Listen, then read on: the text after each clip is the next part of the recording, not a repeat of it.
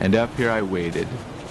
After already freezing my ass off for 2 nights without proper sleep due to not bringing my sleeping bag, and only trying to catch trains during the daytime so I could film, I once again found myself watching the sunset, frozen and questioning my sanity. Check it out. The fox followed me to the spot. I give him some almonds. Luckily though, tonight I had a visitor who came just in time to help pull me through one more night.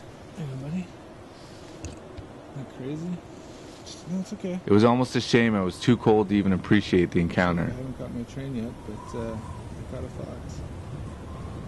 What should we call him? I gave you something, now you gotta tell me when the next train's coming. Freedom. There are as many versions of freedom as there are people on this planet. Yet for some fucked up reason, my version always seems to involve some form of suffering. Abandon civilization, head off into the hardened wilderness, trying to find that last brink of comfort on the edge of death. For some reason, this I find enjoyable. Yet this winter, I think I pushed things a bit too far. I think it's time for a vacation.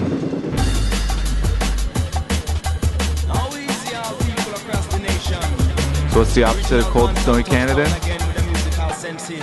Hot and sunny Asia. Hey, what's going on? My name's WIZEHOP. Camera on the move. Fucking hot in here. I like to eat. Travel the globe. And of course, hot freight trains. Let's go. Watch this.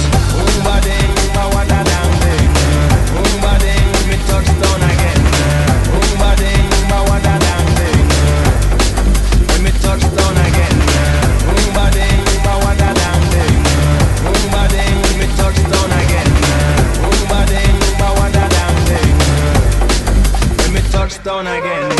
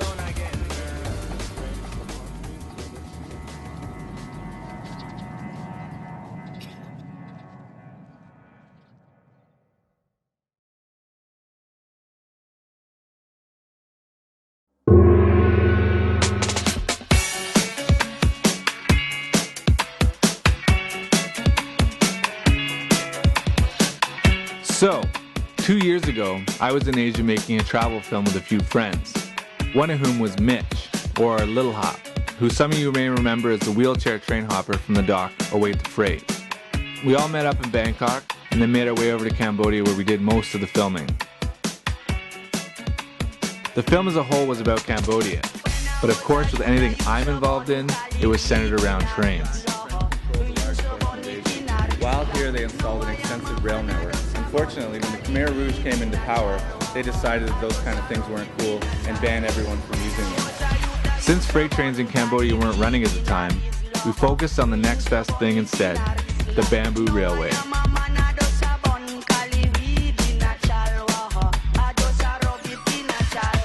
The Despite the trains not running, we did however manage to visit and explore a few pretty awesome abandoned train yards along the way. We spent a month filming, had a blast, and in the end we even sold the film.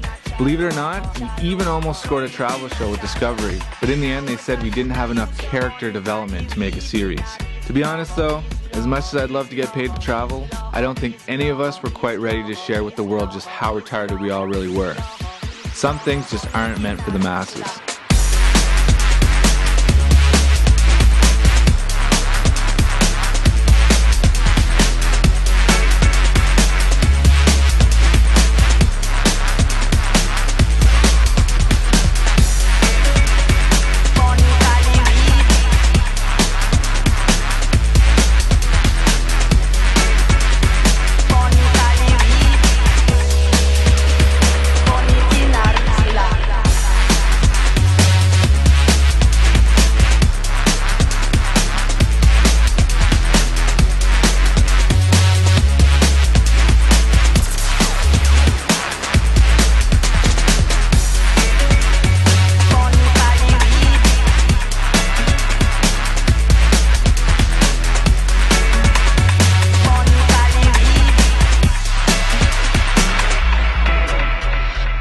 Filming though, one of the crew managed to knock up a local in Siem Reap.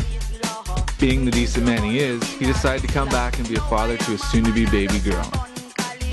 So it was decided that if we were to have any presence in Siem Reap, there might as well be a business set up to make a living. From that came the idea to purchase a hotel. At the time I thought it was ridiculous, as Javier, the young man who was to purchase the hotel, and also Mitch's brother, had never even been to Cambodia, let alone even seen the hotel. Yet he was getting a loan and blindly purchasing a 40-room hotel complete with restaurant and pool. Either way, the hotel was purchased, and despite my reservations about it succeeding, part of me did like the idea of picking up and moving to Asia. Nonetheless, I had work contracts back home I wasn't ready to give up just yet, and due to a bit of politics, I decided to stay in Canada for the time being. I've only $5. I bought it by $2.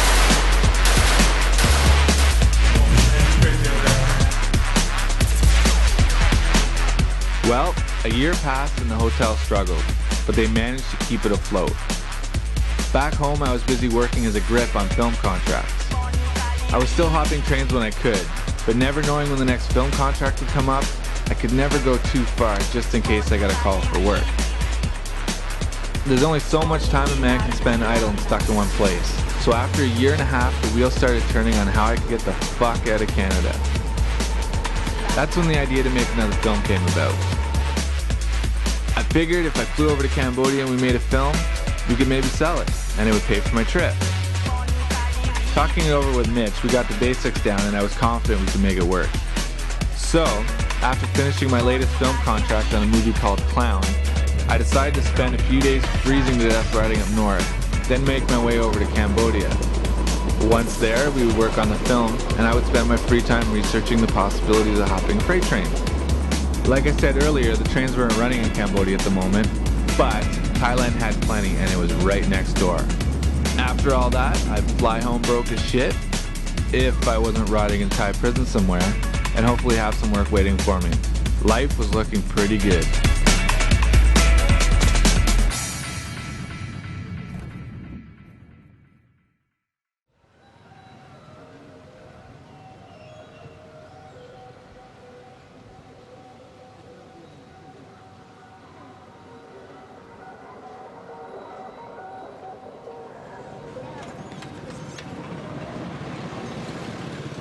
So once again, I find myself in Siem Reap, home to Angkor Wat, exotic Cambodia.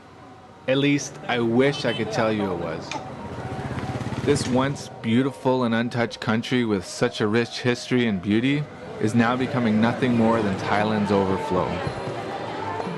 A tourist mecca dedicated to the hedonistic lifestyle, covered in massage parlors, cheap food, and even cheaper booze. It's hard to believe that 10 years ago, Siem Reap barely had any streetlights. Pub Street was practically a dirt road. Now in just a few years, this place has been transformed into a neon circus. But that's progress, right? At least, that's what people like to think. I'll say it once. tourism is a destroyer of culture. Thailand got it the worst. The land of smiles has turned into one giant resort, and now even the smiles cost something. It was 6 years ago when I made my way over there for the first time, and it was already blown up by then, so I didn't see it. But here in Cambodia, I've seen it over the years slowly go from an untouched, rugged land to an overrun tourist mecca. Thailand's fate isn't too far off for Cambodia at this rate. With cities building up and promise of work to get them out of poverty, Cambodians still feel it's a good thing. Only it's not, and the Cambodians don't see it yet. You see, here, Cambodians work for $2 to $3 a day, most of the time with 15-hour days. Expats, on the other hand, own all the businesses and make the real money. So just like the illusions of big American companies giving jobs to developing countries and boosting local economies, here also, the Cambodians get the raw end of the deal. Tourism doesn't always build economies. Most of the time, it just takes advantage of the poor ones. But that's not the worst of it by far. Mass tourism brings out all sorts of darkness. We sit drinking cheap whiskey with crazy locals while watching children scam tourist after tourist. Young street girls walk around with drugged up babies on their arms. Approaching people, they'll say, they don't want your money, they need milk for their babies. Aw, she must really need it, she won't even take our money. Tourists here go head over heels for this shit. Half of the young backpackers here think they're on some humanitarian mission from God. In reality, they have no clue what they're doing and really only after some sense of self-satisfaction. The guys with their dreads and Chang beer, muscle shirts. The girls with their hair up in scrunchies, baggy India-style pants. Talk to anyone, it's the same story over and over. Oh, you came from Bangkok, really? And you're gonna go do some work for an NGO? Nice. Then heading to Phnom Penh and on to Vietnam? Wow. They all think they're the first and only people to be doing it. Somehow, I'm reminded of the train hopping scene back in North America. The kids then lead their victims over to the corner store, where they'll convince them to purchase a $15 can of condensed milk. We'll later watch them walk out of the store all smug, thinking they've done the best of deeds, not realizing what they're actually doing is supporting child exploitation. Inside, I wish I could just go up to them and tell them they've been fucked, and watch the reaction, but I hold myself back, which is ever more difficult with each whiskey. Now, I'd say the kids are clever, but they're not running the game. They have handlers, and unfortunately, I highly doubt making much in the end. Not to mention these kids work 7 days a week, usually until 2 or 3 a.m. You see, the girls will then leave the store and bring the milk to their handlers, who will in turn have the milk sold back to the store. I have to admit though, it is pretty clever, and it really does work like a charm. So, as with everything else here in tourist-heavy Siem Reap, even poverty is a show. The same goes for half the orphanages and NGOs around here, all set up for that ever-alluring tourist dollar. Half of the orphanages here aren't even real, and they'll just get kids to put on shows for tourists, for money of course. One scam after the other, mostly off the backs of the young and innocent. This exploitation for easy tourist dollars also includes husbands who force their wives into prostitution with foreigners for extra money. I could go on, but you're getting the picture. Now, I'm not gonna lie and pretend I don't take some pleasures in the seedy side of things, or the cheap food, booze, and massages for that matter. I certainly do. I've been here 3 times, and despite my dismay about how overrun this place has become, I quickly fall into the same rhythm as everyone else. Looking around though at all the people packed in the bars blowing their brains out, I must admit I find it a bit funny that people will pay thousands of dollars, fly halfway around the globe, and do the exact same thing they do at home. Is this really all there is to us human beings? Work in a cubicle all year and then spend a week or 2 getting fucked up, then back to the cubicle for another year, over and over for the rest of our existence? If we're evolving as a species, it's certainly not in any noticeable direction. But since the majority of the free world choose to live this way, who am I to comment?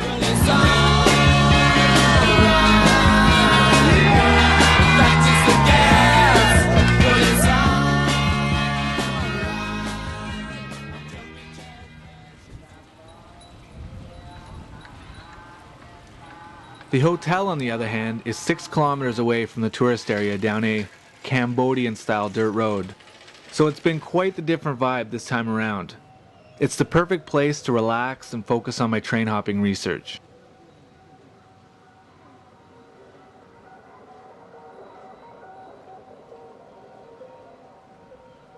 I've been to Thailand a couple times already prior to this trip, but this is the first time I'll have any chance at getting into freight trains while I'm there. So I'm excited, but literally starting off with a blank slate. So, whenever we weren't out touring and exploring, I was in the front office doing my homework on Thailand freight systems.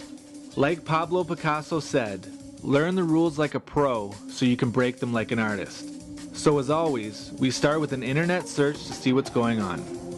Even in countries where people don't hop trains, there are still so many places to get information on trains and how to go about them. The internet is a gold mine of information if you take the time to use it. With search engines, Google Maps, YouTube, railfan forums, shipping company websites, Wikipedia, there is literally no end to what you can find. To start out, there are two basic things I need to learn about when planning train hopping expeditions in foreign lands. Firstly, of course, where are the trains? Where do they stop?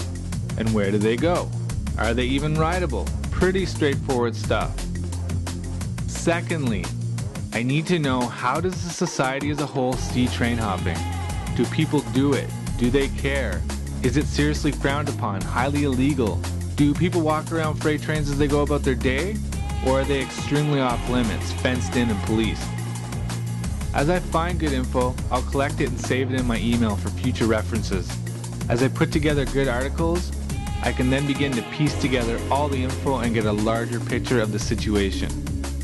All this info will go a long way in helping me decide how to go about things and where to make my move. Considering I'm trying to film trains in Thailand, I'm hoping I'll have easy access and be able to film without hassle. In India, it was actually illegal to film trains without written permission from Delhi, which of course we didn't have. Due to some terrorism issues with countries like Pakistan, they take it pretty seriously. We've just been told by the police that we're not allowed to film here, so we took off to the other end of the train, and now we're going to check out the caboose to see what the chances are of riding these things. A little nervous, to be honest, because we were here filming for 15 minutes and the cops showed up already. But we're going to do it anyways because we got to get to the bottom of this, so let's just hope we don't get caught.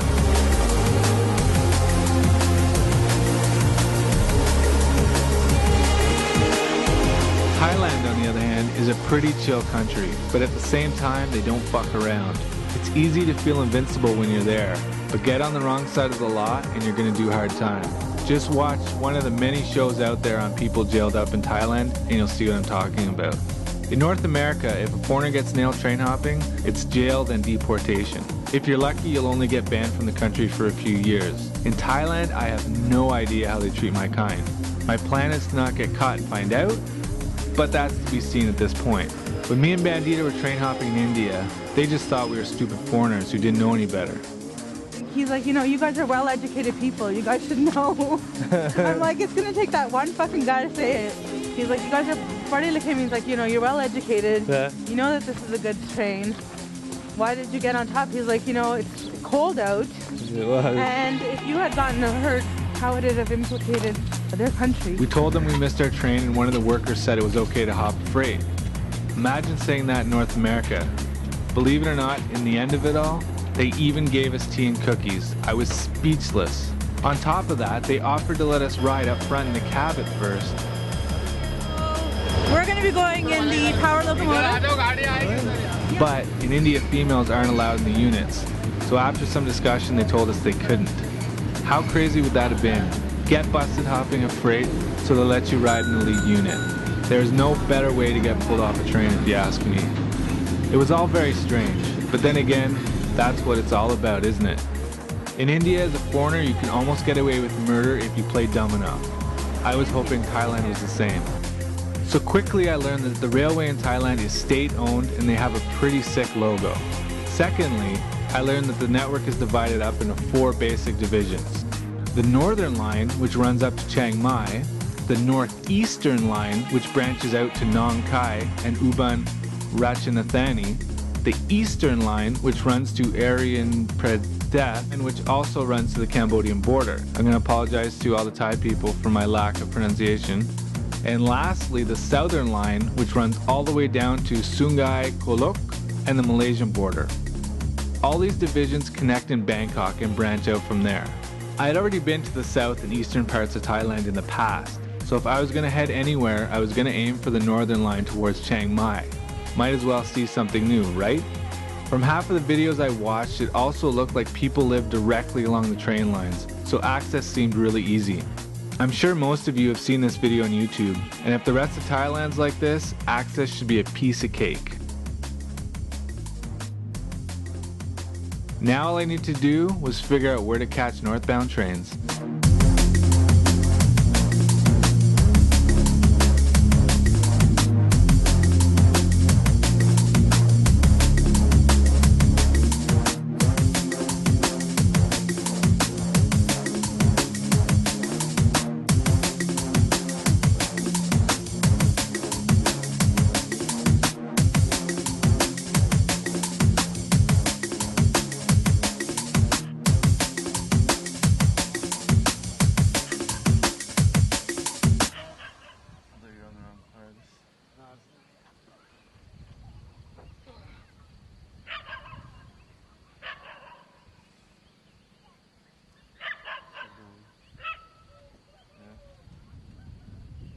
In the end, we decided to call our film Tuk Tuk Diaries. The premise was simple. We take one of the hotel tuk-tuks on tour around Cambodia while living out of it. The idea was a play on the whole motorcycle diaries thing, only with a tuk-tuk, and, well, we're far from revolutionaries. Since filming here last time though, our crew had shrunk considerably. Karim, our cinematographer, was busy working his magic back home in Canada. Richard was busy buying into a law firm, which hopefully will do me some good one day when the railways finally nail me. The other star of the show was tied up due to baby and his new tour company, Saboteurs, although we did manage to pay him a visit for his daughter's first birthday. We had a great time, she was extremely cute, and he absolutely loves her to death. So in the end, it was down to me and Mitch to go it alone.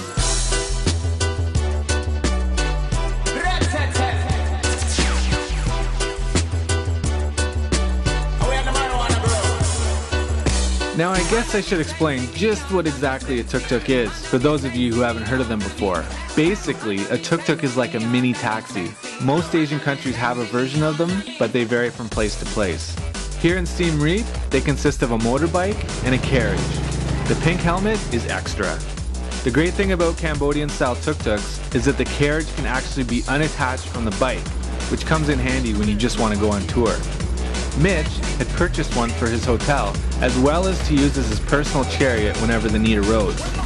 Usually what happens here is tuk-tuk drivers will come and take guests on tour, and the hotel will pay a commission to them.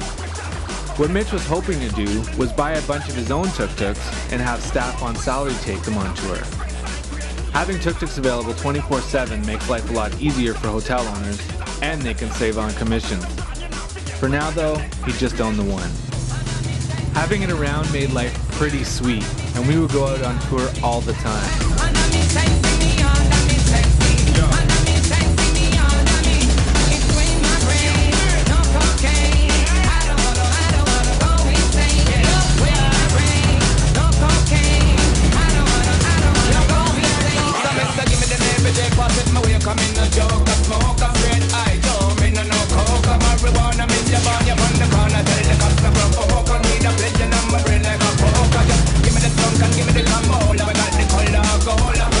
The thing was, technically it's illegal for foreigners to even drive them.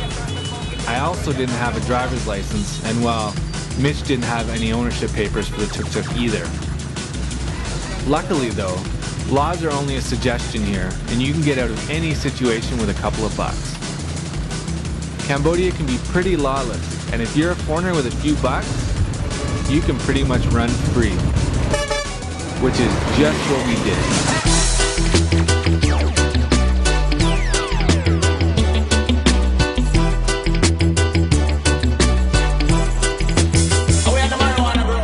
One night, while on tour, I was turning left on National Highway 6 when a motorbike tried to pass me on the left side.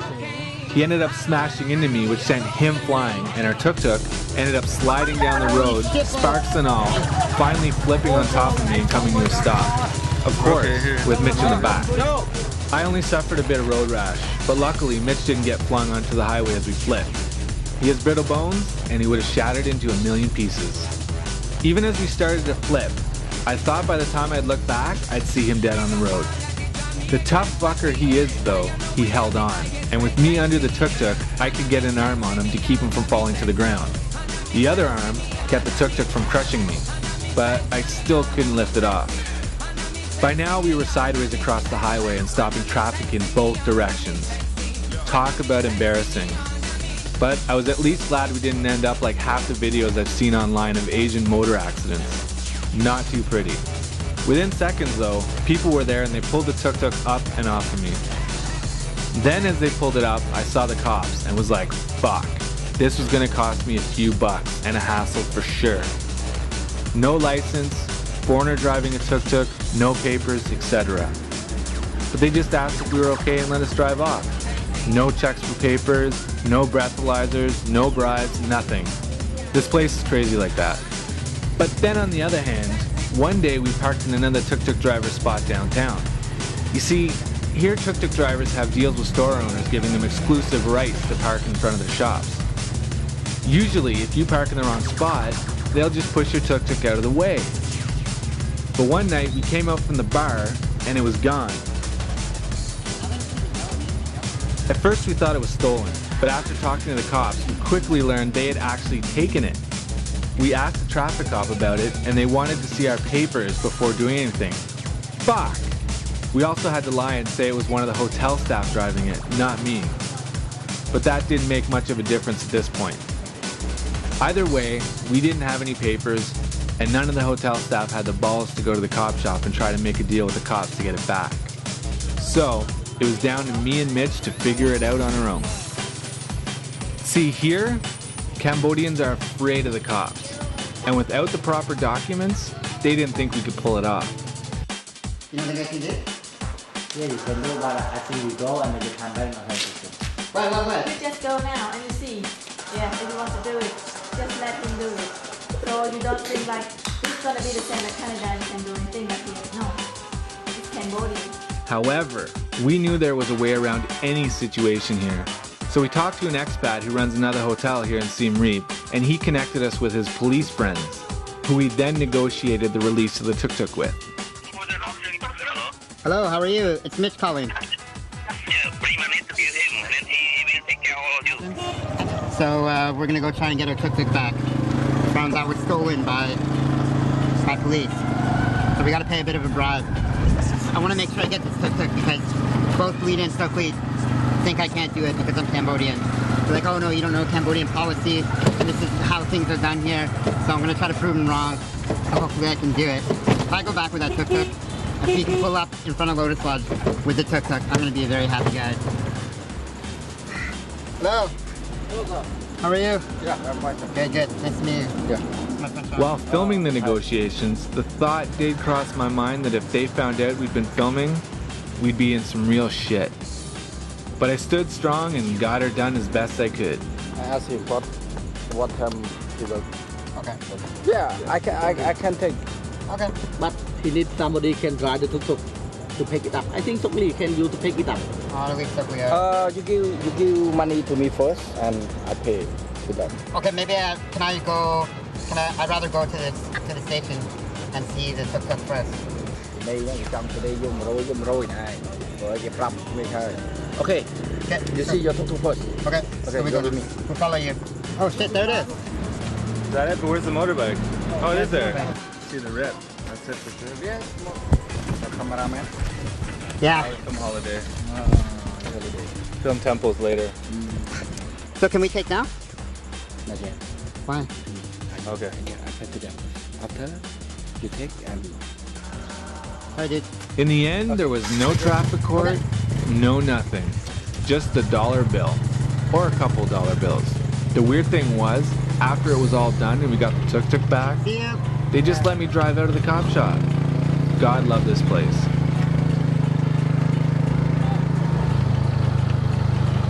While pulling in back at the hotel, Mitch was more than happy to let the locals know us foreigners could get shit done.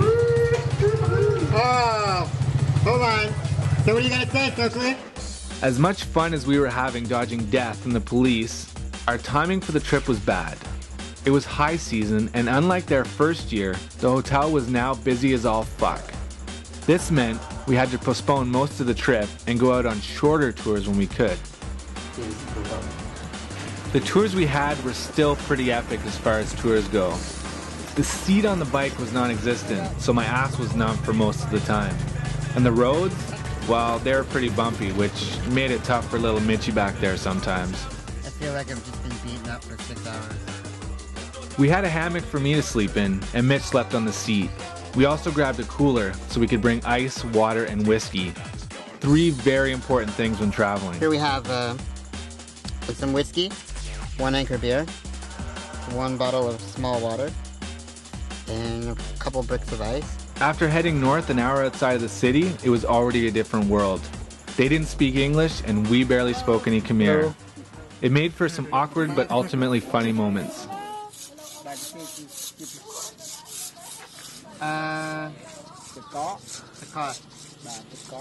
Okay. So, I don't know what to write. Ice. Okay. Yeah? Okay. Dude. Ice. Ice? Yeah? What the fuck are you doing? Alright, we're getting some ice. Ice for our whiskey. And Anchor beer. Anchor beer for Sean. I don't drink Anchor. What do you drink? Oh, you only drink fancy stuff? I hate beer. There we go. That's big. Yep. That's good. That's good. I'll just put that one on the floor then. On the floor? Because it's gonna be complicated to tell them. Oh, we'll just leave and deal with that. Okay. Doesn't even fit. He's the guy that can look like it. We are now in Cambodia somewhere, and we don't know where. Actually, where's the map? Did we even bring it? Oh, fuck. Of course, we forgot the map on the last tour, so we had to wing it a little. But hey, that's what adventure's all about.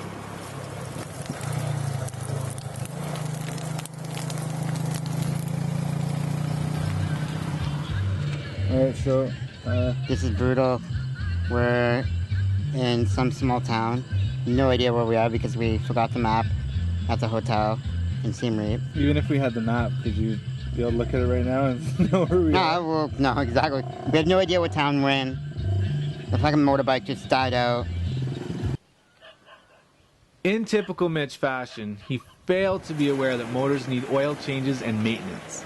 So, after a couple days of driving straight in the Cambodian sun, the bike started to overheat and break down.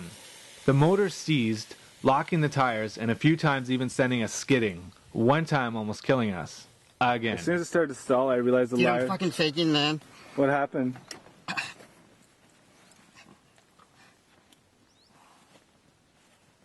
What just I don't happened? know, just a car.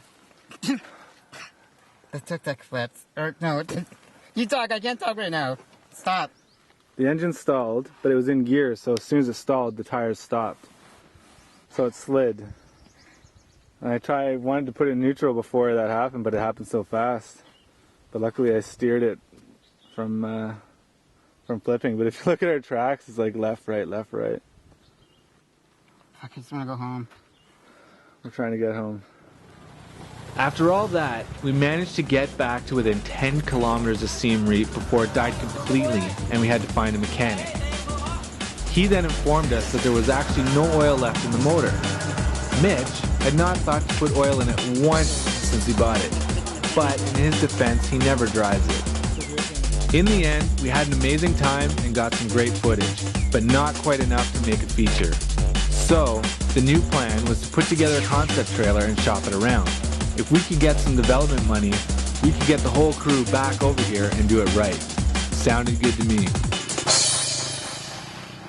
And I kind of look back, like, behind the Tuk Tuk.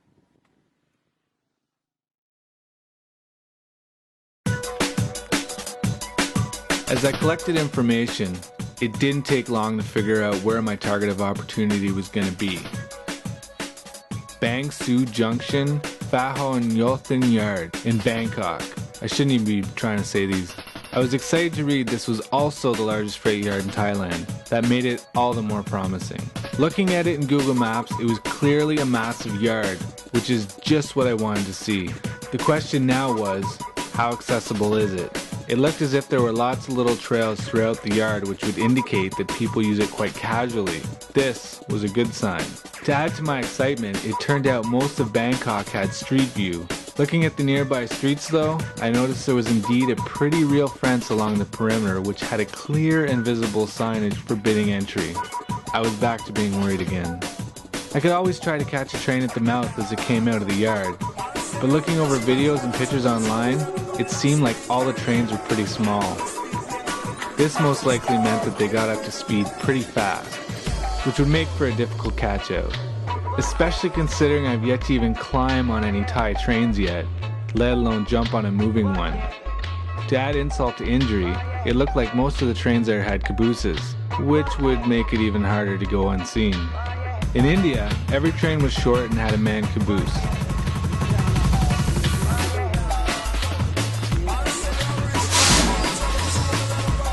To make matters more difficult, everything was done manually, so when a train rolled in, they literally had people with clipboards taking down info.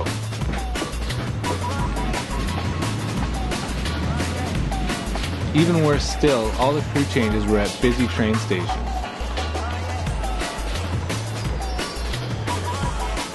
Add in the fact we're foreigners, and we stuck out like a sore thumb. And this fucking guy keeps coming and like hanging out. I just don't know what the fuck his problem is.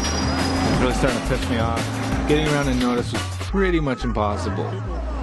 Which, I don't have to tell you, is kind of important when your whole goal is to sneak onto something. Oh yeah, and kids, half of India's rail systems are electrified. So it goes without saying, don't ride on top of these trains. Otherwise, natural selection will run its course.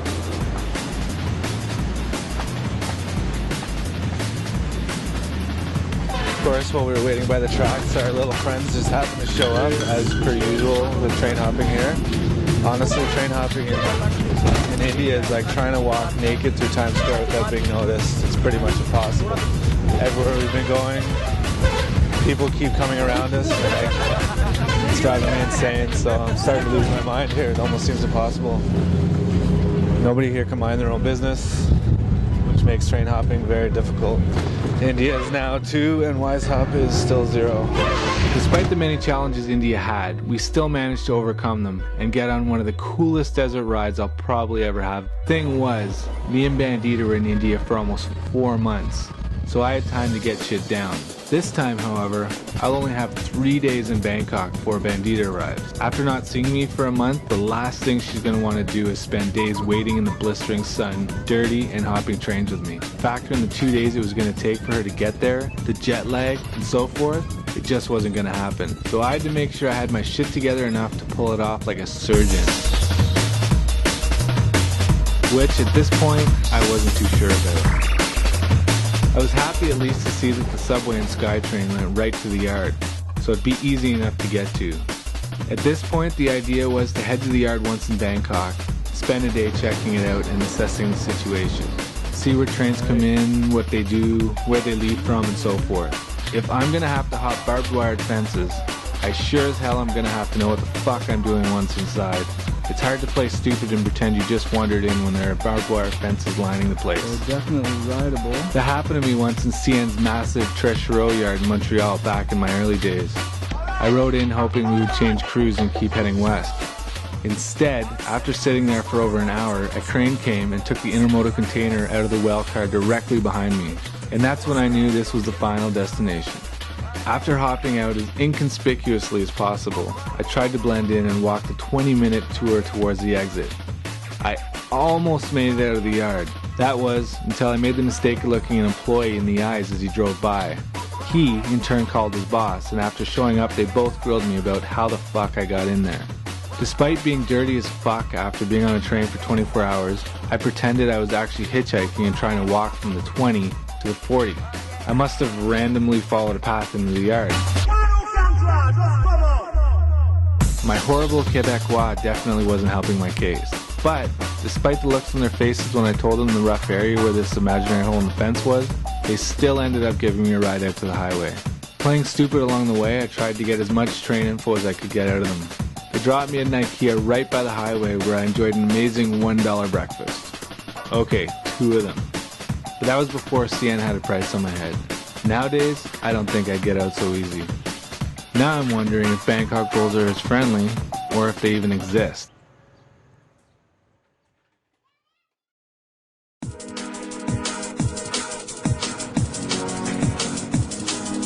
Late at night, after all the bars and restaurants have shut down, once the stuffed and drunk tourists have retreated back to the safety of their hotels, the scavengers come out. I prefer the after hours, once the streets are dark and everything is locked up tight. Only animals and shady people roam the streets. After years of riding freight trains, I've come to appreciate the cover of darkness. At this time of night, the scavengers roam the streets and the city takes on a different kind of quiet existence. I grabbed my motorbike and threw downtown, while doing what train hoppers do best, observing. No prisoner, no mercy, stone cold killer will enough deadly.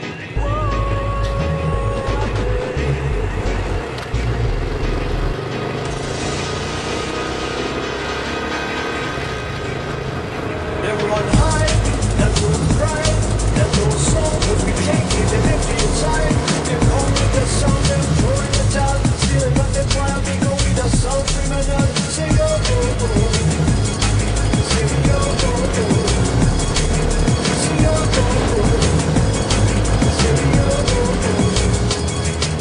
Cats and dogs are out looking for leftover remnants of the day's excesses. The same goes for some of the locals, looking to cash in on our waste. Otherwise, the streets are locked down and barren. With no traffic to watch for, it's easy to let my mind wander in the same manner as my bike. No direction, no destination, just movement.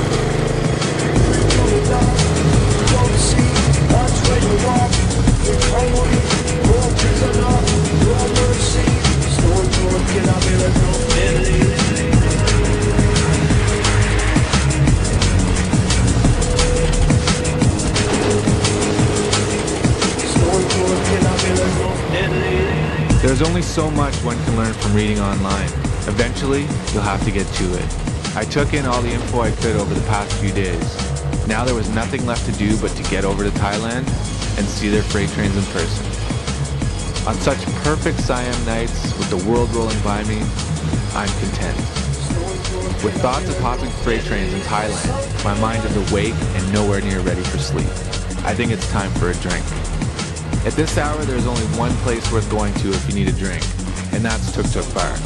This place, down a dark and unlit street, looks like something straight out of the apocalypse. If you mix together Midgar's Sector 7 slums for Final Fantasy VII with wherever the fuck they were in Dr. Dre and Tupac's video, California, you'd end up with a bar like this.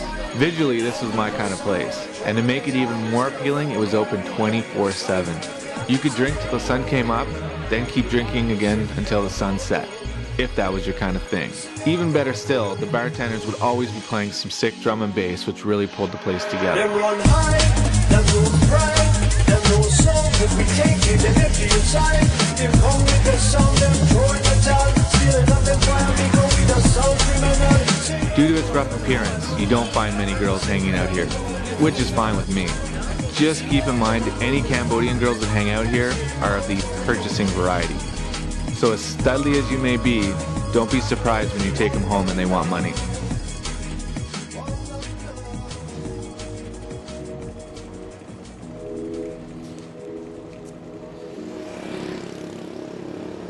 Leaving Tuk Tuk, I drive the empty roads home and marvel at how just a few short hours ago, this place was packed with people and noisy as all hell. Now quiet and empty, the rest of the city has long since gone to bed. Even the scavengers are fast asleep by now. By the time I arrive back at the hotel, everything's locked up and even the front desk employee is fast asleep. The gate, of course, is locked, so I have no choice but to climb the fence. The bike, on the other hand, will have to spend the night outside. Hopefully it's still here in the AM.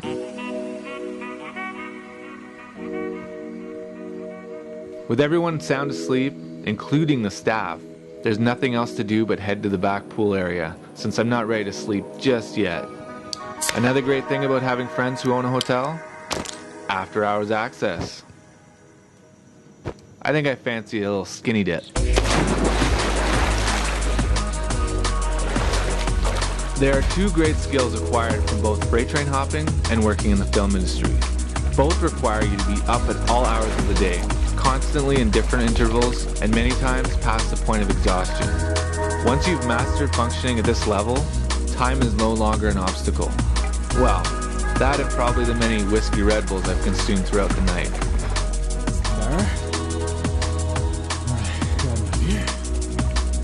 The restaurant. It's empty. It's the entrance. Alright. Now it's my time. Siem Reap has been epic, and just beyond its hinterland was another world still untouched by tourism. As usual though, the month flew by. Other than thinking over Thailand's freight trains and my chances at success, my mind has forgotten about the rest of my life since I've arrived.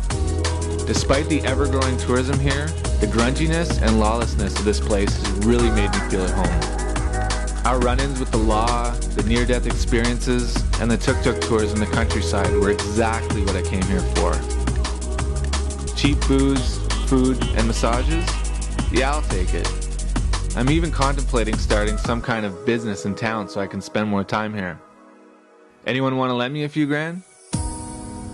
As amazing as everything was, my experience here is up. It's time to add this to the history books and move on to my next adventure.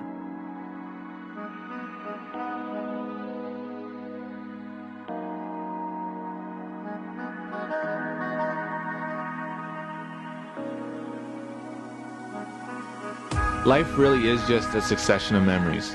Even as something happens, by the time it hits our brain and enters our soul, it's already past. I'm glad I made the most of my time here, and I'll have great memories for years to come.